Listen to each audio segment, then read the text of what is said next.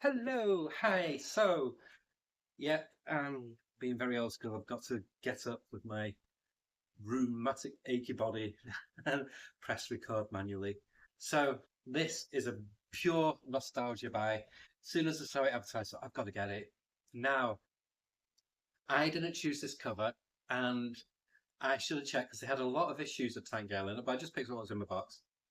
And I got a variant. Normally, I think, oh, I've got a variant. I'm not. I like just to get the Virgin A cover. Not the Virgin, but I like to get the A cover. But all the covers are done by Jamie Hewlett. But it does whack a bit of price on. But it's a thick comic anyway. There's about 40 odd pages.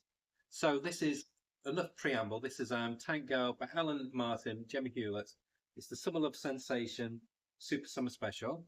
So this was the Virgin variant cover that I put in my box. That's the cover if you're looking for it in the shops, the normal cover. This is a Tank Girl story from Deadline magazine in from 1990. June. This original storyline was published from June to December 1990. I had that comic. I had those comics when they came out. So to set the scene, Tank Girl exploded. Obviously, you have the film and whatnot.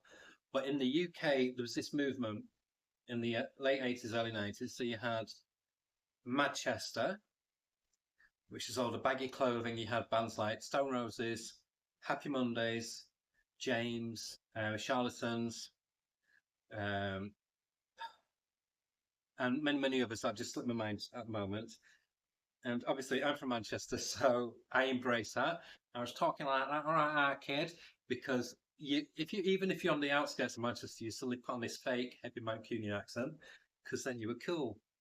The fashionable clothing back at the time was a range of clothing by this Manchester fashion house called Joe Bloggs, and you have these like hats and stuff. Which, if you saw the Oasis concert recently, I didn't see it, but it was just up the road, he's apart from where I live, and you saw these guys in the 50s like these bucket hats, and that's how people dressed. And you also had, because obviously Tango was created by Jimmy Hill and Alan Martin, who were Southerners. So at the same time, you had the Britpop movement. So there's like this divide, whereas Oasis fans and Manchester scene, and then you had the Britpop side with Blair, Suede, or as Americans call it, the UK Suede. That's stupid Americans. They always said they've got things first. um, and all the other like menswear and other bands like that. So Manchester, the UK, it was like the second musical revolution of the UK. Like in the 60s and the early 70s, you had all the Stones, Beatles, and in the 70s you had Led Zeppelin and stuff like that. So this was the same kind of thing where suddenly the UK was vibrant and exciting again. So this embraced it. There was a big club culture. So you also had the acid house scene, and you had rave culture, but then you also had big festivals like Glastonbury was when it. This is when Glastonbury really came on the map in the early 90s. So Tango was just like it just reflected that, and it is a pure comic of chaos with gorgeous art. And I've got to be very selective what I could show you. So basically, in this storyline, Tango travels with Booga to the UK to visit her grandparents because obviously her stories are normally set in Australia. No, I can't show you that page. There's boobage and there's a naked kangaroo. So the dialogue, you don't really buy Tango for the dialogue because the dialogue is all over the place. They must have been high as a kite when they were writing this, quite honestly. The dialogue's funny though. It's there's nothing I'd say on. There's no other comic like Tango. It's got the underground sensibility of things like the Fabulous Fairy Freak brothers, but there's no message. There is no message at all. Like a lot of the underground comics, they had messages about sexual revolution, about drug culture, about fighting the man, about the war in Vietnam and stuff like this. Tango is just about let's have a good time, let's get stoned, let's have a good time, and it leans heavily into that with and Jamie Hewlett with his art and Alan Martin was writing. They embrace and pull all the pop culture elements that appeal to them, such like chopper bikes, There's references to the banana splits, and they reference cheesy 70s British television presenters like Max Bygraves, etc. And they also do things like we have like club pages like you used to get in classic comics. So it's like I said, it's pandemonium, and it's all the more charming for it. Like I said, you could just read the story without even reading the writing in it. The artwork is just gorgeous. I mean, this is before Jamie Hewlett really became Jamie Hewlett, what people know now from Gorillaz. But even back then, there's an energy and a vibrancy to his artwork. And again, you can make your own box of fags, booger fags. I mean, just look at that page. It's just gorgeous. It's like reading a Hanna-Barbera cartoon in comic form, which has been injected with the strongest drug known to man.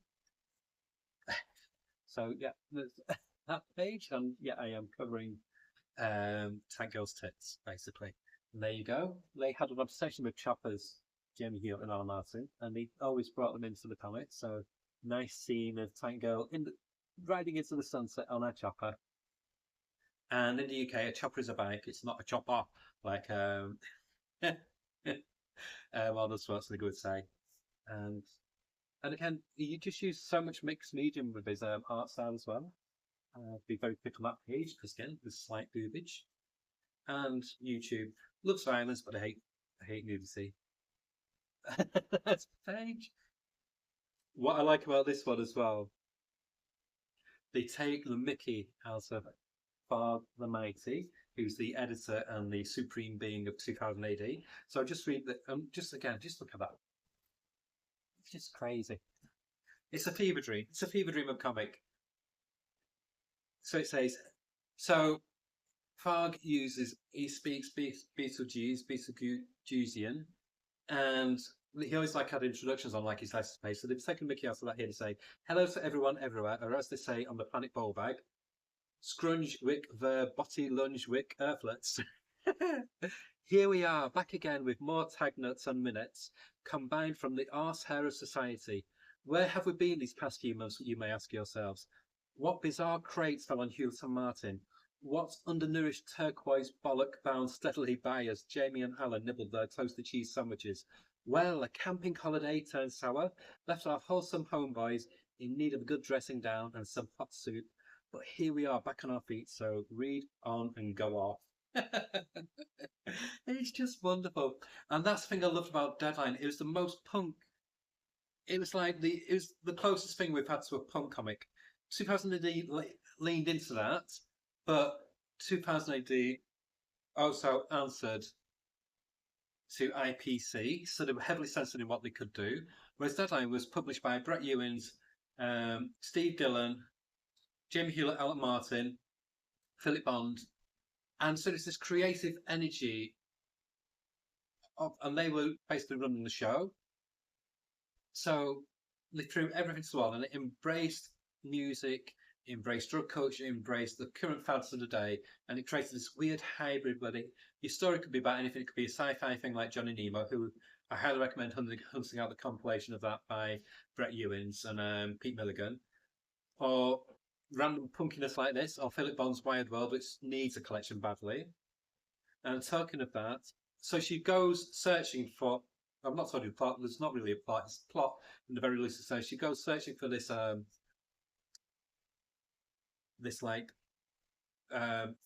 waterfall which grants people eternal youth. So she was doing this to save grandma, but she loses her arm in the process. So she basically thinks, "Oh, sod this. Maybe it'll replace my arm."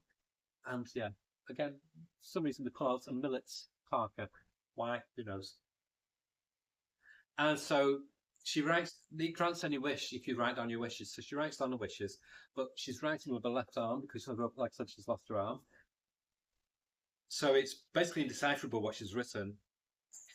I won't spoil the final page, but it shows you where they end up. And oh my God. But again, they would talk about, like I said about Deadline, how it's basically like fun chaos encapsulated in a magazine. So when the literature said had been away from it, they had been. So let's just think, skip some episode because they were just doing their own thing.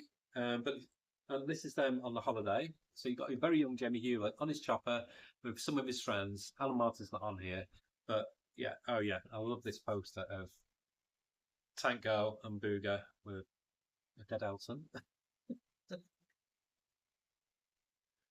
And then the back cover, for some reason, are the monkeys.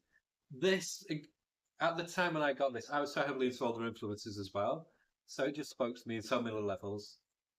And I think this is kind of like more like had more of an impression on me than 2000 AD. I loved 2000 AD. I've read it from when I was 7, when it first came out. But obviously, when it first came out, I'm not like, I mean, Geeky Hog, he's got the advantage. This first, I'm thinking I'm going to compliment somebody being a bit older, of having about 2 or 3 years old over on me, because he could appreciate some of the subtext more than I could when I was reading it. Whereas I was just reading it because it's wow. Whereas with this, I got the subversion in it, and it's just wonderful. Um, but it's not going to be a comic for everybody. I think for some it'd be more like a fun facsimile with gorgeous artwork. But if like me you like weird random shit, this is the book for you. And for me as well, it was very much a huge nostalgia blast, but in the best possible way. Because I knew what I was coming into with it for. It's never been like a masterpiece of literary excellence. It's just chaos in comic form. So yeah, what mark would I give it?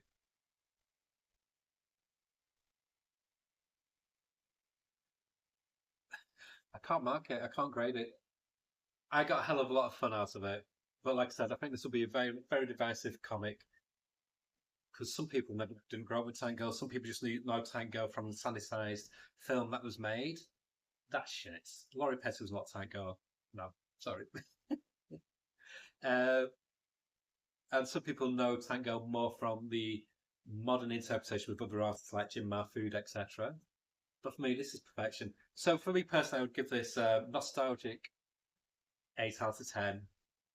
But for other people, like I said, it depends what your way tastes like. So a little bit enjoyable, a little bit different.